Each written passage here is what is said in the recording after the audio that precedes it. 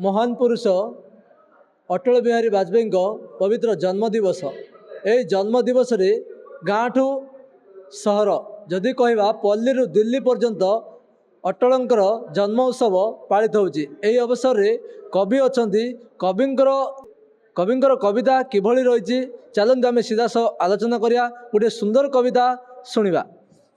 आगे आपण परिचय।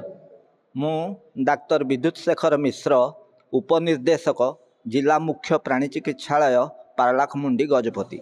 मु आज ये जो सुशासन दिवस रे महान देशप्रेमी एवं पूर्वतन प्रधानमंत्री स्वर्गत अटल बिहारी वाजपेयी जयंती रे गोटे कविता पाठ करी उत्सव रे।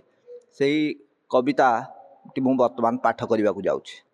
भारत मातार सुयोग्य संतान हे अटल बिहारी, घेन श्रद्धांजलि तब जयंती रे धन्य तुमे ब्रह्मचारी।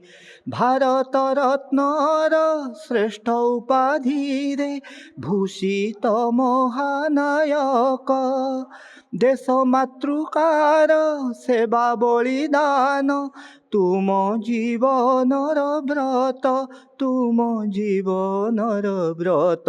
ग्वालियर मणि तुमे ज्ञानी गुणी कृष्ण बिहारी सुपुत्र, राष्ट्रीय स्वयं सेवक संघरे निरंतर थिल रत। वक्ता राजनेता श्रेष्ठ कवि वर, तुम कवितार छंदे देश प्रेम झर बही जाउथिला मलय भरा सुगंधे, मलय भरा सुगंधे।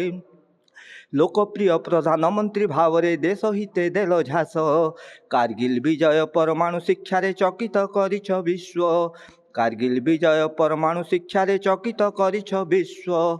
चाली गल तुमे असमय बेले तुम स्वप्नर भारत, राम राज्य दिने निश्चय पालटिब एथिरे नाही द्विमत, एथिरे नाही द्विमत। ए शुभ लग्न रे मानस पटरे तुमे स्मृतिर चंद्रिका, ए शुभ लग्न रे मानस पटरे तुमे स्मृतिर चंद्रिका। पुण्य भूमि ए मो भारत वर्षर तुमे ही ध्रुव तारका, तुमे ही ध्रुव तारका।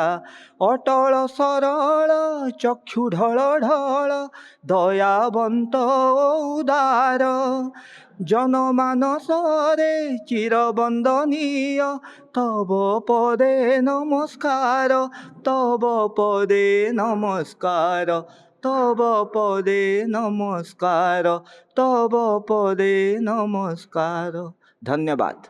जहाँ आम शुणुले कवि कंठर अटलंकर सुशासन व्यवस्था जो समय अटल निजर जो सुशासन करते लोकों चिंता करते लोकंर गाँ ठू दिल्ली पर्यंत जो चिंता करते एक सुंदर कविता आम शुणुले।